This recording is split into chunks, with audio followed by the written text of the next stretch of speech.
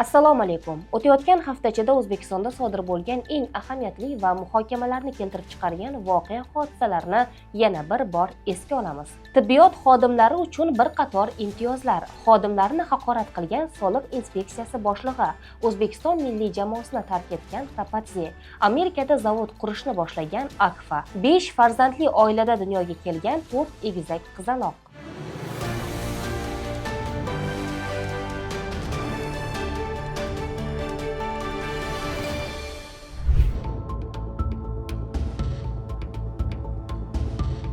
Uzoq yillardan beri past maosh bilan yuzlashayotgan tibbiyot xodimlari uchun hafta davomida qator yangi imtiyozlar taqdim etildi. O'zbekiston prezidenti Shavkat Mirziyoyev 2026-yildan boshlab tibbiyot va farmatsevtika xodimlarini qo'llab-quvvatlash bo'yicha bir qator choralarni belgilovchi qarorni imzoladi. Unga ko'ra, ish haftasi 5 kunlik rejimga o'tkaziladi. Navbatchilik tizimi saqlanadi. Tanlovlar asosida muassasalarga 500 million, xodimlarga 30 million so'm bir martalik mukofotlar beriladi. Yangi davolash usullarini joriy qilgan shifokorlarga 20 million 600 ming so'm mukofot beriladi. 15 yildan ortiq ish stajiga ega xodimlarning farzandlariga oliygohlarda kontraktning 30% qoplab beriladi. Xalqaro jurnallarda maqola chop etish xarajatlari qoplanadi. Ipoteka krediti bo'yicha dastlabki badalning 25% to'lanadi. Yiliga bir marta bepul yuqori texnologik tibbiy yordam va sanatoriy yo'llanmalari beriladi. Davlat xizmatlari uchun to'lovlar 2 barobar kamaytiriladi. Qaror ijrosi uchun har yili 100 milliard so'm mablag' ajratiladi.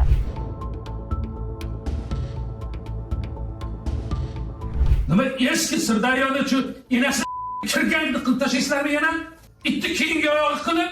Hafta yakunida Sirdaryo tuman soliq inspeksiyasida boshliq Tohir Elmurodov xodimlarni haqorat qilgani aks etgan videolar tarqaldi. Bu hodisa rahbarlik va odob-axloq masalalarida tizimdagi kamchiliklarni ochiq namoyon qildi. Sirdaryo tumani soliq inspeksiyasi boshlig'i Tohir Elmurodov yig'ilishda qo'l ostidagi xodimlarni qo'pol so'zlar bilan haqorat qilgan. O'ylashingga ishonib, yersiz qolasan. Timtiraqa qilib tashlayman. Qo'lingdan ham keladi, qurg'uma yetadi. Qaysi biri qilayotgan bo'lsa, bajarasan. Men bilmayman qanday qilib bajarasan. Yil tugab boryapti, qarzdorlik oshib yotibdi. Shuningdek, u qarzdorlik ko'pligini aytib, xodimlarga tahdid qilgan. Mazkur holat bo'yicha Sirdaryo viloyati soliq boshqarmasi rasmiy munosabat bildirdi. Dastlabki o'rganishlar davomida mazkur holat 2024-yilda sodir bo'lganligi aniqlangan deyiladi munosabatda. Viloyat soliq boshqarmasiga ko'ra, voqeani o'rganish yakuni bo'yicha qo'shimcha ma'lumotlar taqdim etiladi. Hafta davomida biznes va investitsiyalar maydonida muhim yangiliklar ro'y berdi. Ulardan biri O'zbekistonlik kompaniyaning Amerika bozoriga kirib borishi bilan bog'liq yirik dastur. Ortiqxo'jayevdan 600 million dollarlik ulkan loyiha start olmoqda. Toshkent shahrining sobiq hokimi, biznesmen Jahongir Ortiqxo'jayevning ma'lum qilishicha, unga tegishli Akfa Group kompaniyasi AQShning Kentukki shtatida Turkiya kompaniyasi bilan hamkorlikda yirik zavod qurilishini boshlagan. Bu yerda alyumin mahsulotlari, avtomobillarga ehtiyot qismlar, quyosh panellariga ehtiyot qismlar, oynalarga ehtiyot qismlar ishlab chiqaradigan fabrikani boshladik. Birinchi bosqichda loyihaga 105 million dollarlik investitsiya jalb etilmoqda. Loyiha umumiy qiymati esa 600 million dollarga baholanmoqda. Ma'lumot uchun 7 noyabr kuni AQSh va O'zbekiston o'rtasida imzolangan bitimga ko'ra, keyingi 10 yil ichida O'zbekiston AQSh iqtisodiyotiga 100 milliard dollar investitsiya kiritishi kelishib olingan edi.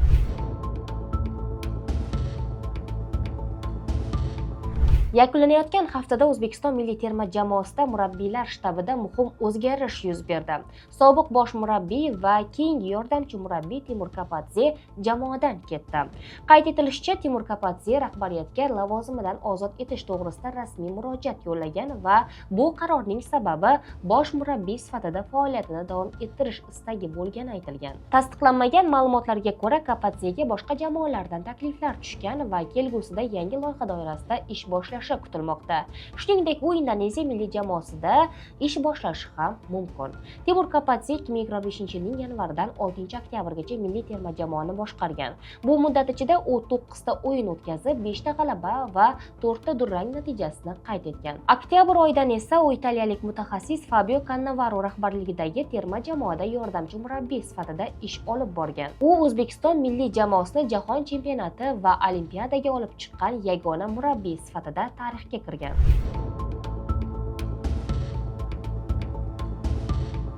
Sud tizimida korrupsiya holatlari ko'p kuzatilib, aholining adolatga ishonchini susaytirmoqda. Xonobod tumani sobiq sudyasining $30,000 pora bilan qo'lga tushishi esa bu tizimdagi kamchiliklarni yana bir bor ochib berdi. Sudyaning avvalroq boshqa sud tomonidan tayinlangan ozodlikdan mahrum qilish jazosi muddatini kamaytirishni va'da qilib, sudlangan shaxsning onasidan $30,000 miqdoridagi pulni olgan vaqtda qo'lga tushgani ma'lum qilingandi. 17-oktyabrda e'lon qilingan hukmga ko'ra Xonobod tumani sobiq sudyasi 10,5 yilga ozodlikdan mahrum etildi. U mansab mavqeidan foydalanib, firibgarlik qilish va korrupsiya sodir etishga tayyorgarlik ko'rganlikda aybdor deb topilgan.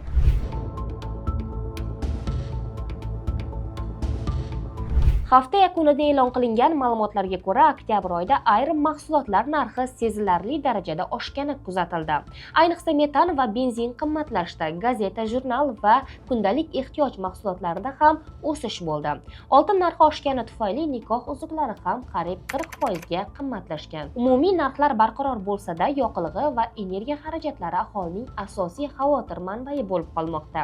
Tahlil qilingan 250 turdagi tovarlarning 97% da yillik o'sish 10% dan oshmagan. Ayrim mahsulotlarda arzonlashish kuzatilgan. Propan 18% ga, A4 qog'oz 3,9% ga, yirik oshxona jihozlari 3,5% ga arzonlashgan.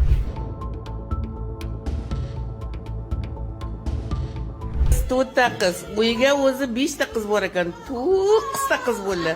Ota qochib ketdi, ota. Bu hafta quvonchli voqea yuz berdi. Qarshi shahridagi Respublika ixtisoslashtirilgan ona va bola salomatligi ilmiy-amaliy tibbiyot markazining Qashqadaryo filialida 4 nafar egizak chaqaloq dunyoga keldi. Xabarga ko'ra, egizak qizaloqlar Kitob tumanida yashovchi Jasur Maqayev va Dilfuza Bahriddinova oilasida tug'ilgan. Ular avvaldan 5 nafar qizni voyaga yetkazayotgan bo'lib, yangi tug'ilgan egizaklar bilan farzandlar soni 9 nafarga yetdi. Qayd etilishicha, chaqaloqlar kesarcha kesish amaliyoti orqali muddatidan oldin tug'ilgan. Ular 1400 gram, 1450 gram, 1600 gram va 1400 gram oraliqda dunyoga kelgan. Hozirda qizaloqlar tibbiy muassasada xalqaro protokollar asosida parvarish qilinmoqda.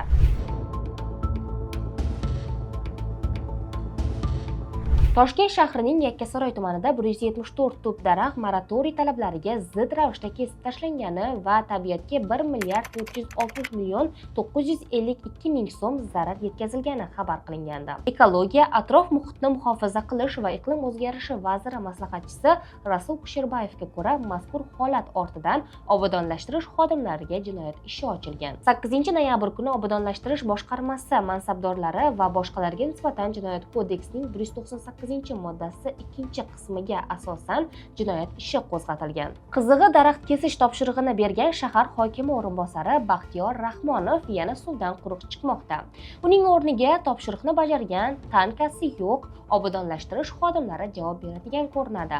Mana shu haqiqiy nomardlik, deydi Rasul Kusherbayev. Ayni paytda holat yuzasidan tergov harakatlari olib borilmoqda. Mana shu tariqa ortda qolgan haftaning eng muhim va yorqin voqealarini siz bilan birga yodga oldik. Agar kontentimiz siz uchun manfaatli bo'lgan bo'lsa, keyingilarni o'tkazib yubormaslik uchun kanalga obuna bo'ling, like va qo'ng'iroqcha tugmasini bosib qo'yishni unutmang. Kelgusi haftada ko'rishguncha xayr, salomat bo'ling.